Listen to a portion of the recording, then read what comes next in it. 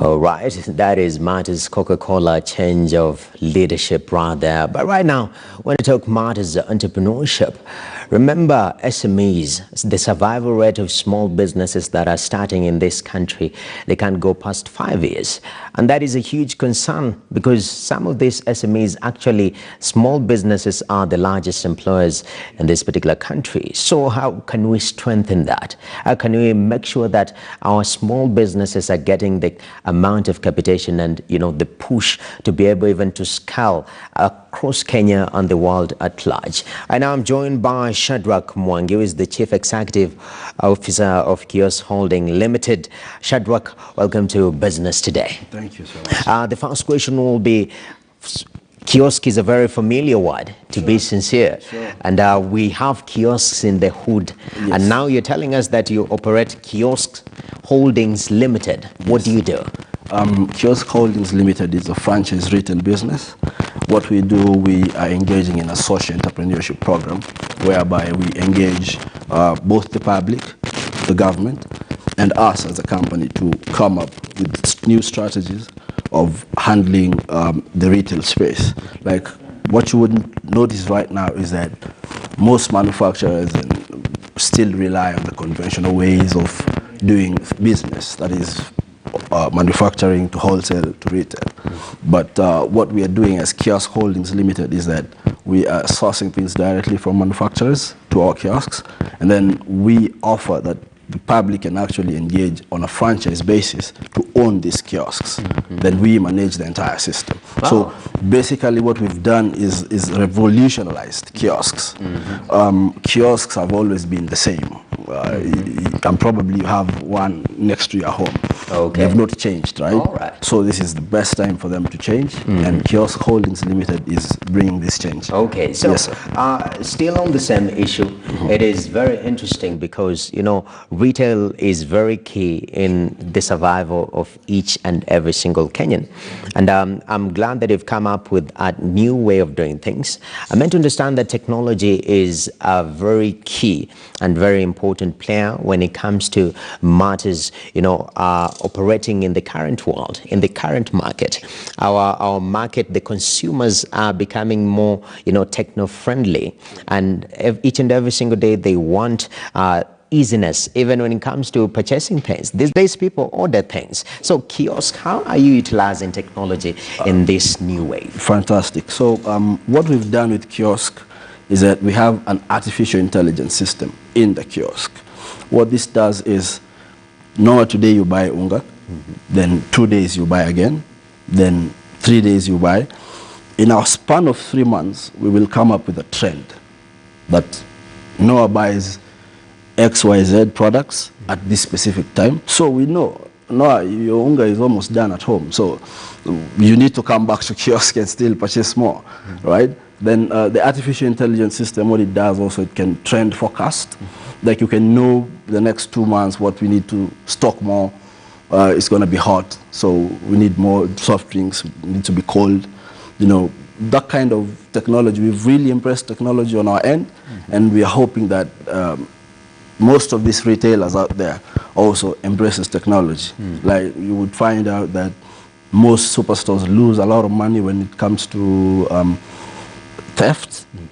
So with AI technology, of course, we're going to cut short all these issues. Wow. Sure. That's very impressive because AI is big. It is. Artificial intelligence is Sure. big. Sure. And there is a very huge debate, in the world in regards to whether one day these machines will go berserk and, turn against human beings. But at the same time, you as a startup, yes, there are challenges that you face. First of all, when you're starting up, you have this amazing idea. You want to sure. revolutionize the retail space in the sure. country. Then as you pursue that, you meet some barriers. What are some of these barriers that you hit? Most entrepreneurs, especially in Africa, have the biggest challenge is finances. They have good ideas, but if they're not executed, they're just good ideas.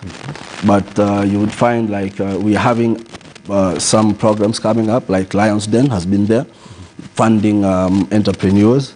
We've had a few more in Nairobi from abroad, So it's coming out, it's going to be good in the near future. So mostly it's finances, but more than that, I think it's more of a personal or the institution's ability to carry on their vision. But everything else would fall into place if the right strategies, right partners, finances, all these things are in place. Yes, definitely. Sure. Finances is a huge discussion. Sure, man. When it comes to the, any business, Okay. especially starting as a young person. Sure. You haven't done much in life, No, not and you're expected to put up these structures, and sometimes finances become tight. Sure. But you've spoken of Launch, then these platforms where you are funded. Yes. I meant also to understand that, for example, in Launch, then you get an opportunity to interact with people who have been in the industry. Sure. And have faced these challenges. Sure. And overcome them. Yes. Tell me some of your experiences. What is the biggest lesson you took from that particular program? When we first applied for Lions Den, we thought, let's just try it, see what happens. Fortunately, we went there. It was good. We got an investor. We got Darshan as an investor, Chandaya Capitals. They've been so helpful in terms of business development on our end. They've also offered support. Recently, we just partnered with them and ICDC and Kirinyaga County. Kirinyaga County has been very supportive of the program. And we did the first prototype during the Devolution Conference, if you were there. Mostly, the best thing about these platforms is that they offer you more than what you could get. Like, if you're an entrepreneur, you don't know much about business compared to guys who've been doing it for 10, 15, 20 years. Yeah, that's true. And Lions Den will provide you guys who have been in business for long, and they understand the logistics. How much was invested in your business? Or you signed a non-disclosure agreement? There's a non-disclosure agreement. Oh, that's perfect. We respect that, man. You sure. can say that, then all of a sudden we see cops around. It wouldn't be a good thing. Speaking of, you went into Launch then, and there are many platforms which a lot of entrepreneurs can take advantage of. Sure. And sometimes it depends with how you package your message. Sure. They call it the pitch process. Pitch process, sure. Yeah. How do you best prepare for this pitch process? What are those, minefields that you have to be on the outlook for? Investors are basically looking at three things. What's the problem that you're solving with your idea? What's your solution? Is it good enough? Is it a good enough solution? And the third thing would be, how big is the market? So if we're coming up with a solution whereby the market is just 100 people and we need to invest millions, then it makes no business sense. So you must identify a problem, you must come up with a solution, a good solution, and the next thing would be, how big is the market? Yes. Wow. Yeah. How big is the market, but create a problem? Actually, they say that people who manage to solve problems for people in the world, those are the people who make money out of it. And Sure, now, moving on forward. Yes. Because you guys have gotten the funding, Yes. of which you have said NDA, you can't disclose. Sure. But so far, after getting the funding, Yes. some entrepreneurs will say that, once I get funding, this is the end. I've solved my problem, because the problem was finances. Are there any other challenges after you've gotten the funding and all this support? Are there any challenges that you also face? That's when your problems now begin. Because now you're running a business, right? And you move from the prototyping stage, which I would call basically your idea, and now you're translating it into a business. When it comes to a business now, there's more pressure in terms of demand, supply. Are you really meeting up the demand that is out there? Are you really satisfying the market out there? Is the product as good as you say it is? So these are the new challenges that you face once you get the funding.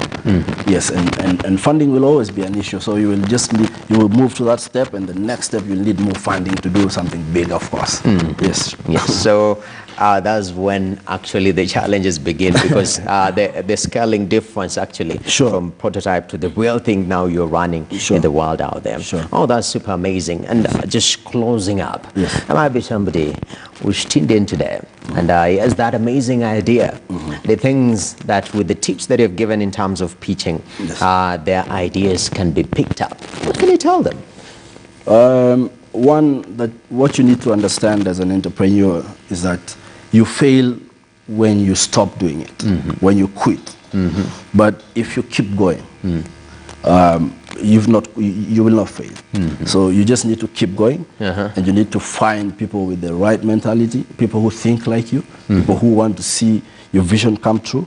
Then from that point, then you could be, you would go to the next step when it comes to business. Wow. Like we've had quite a few interactions with both the government and the public sector, and we're inviting more. We want the government to also pick up the entire program, because we are creating over 10,000 jobs with the kiosk. We're going to do 20 kiosks every county. Wow. So that's 215 youth will employ by every county. So Yes. that translates directly to 10,000 jobs. Wow, that's And, amazing. In fact, just hold right there, because this conversation, we want to know. Yes. If you're saying that you're creating all these amounts of, kiosks and creating all these kind of jobs, Kenyans want to know the strategy that is going behind that, which you shall be speaking in details Sure, definitely. later on. Is No that okay? worries. That's good. Oh, that's amazing. So that is discussion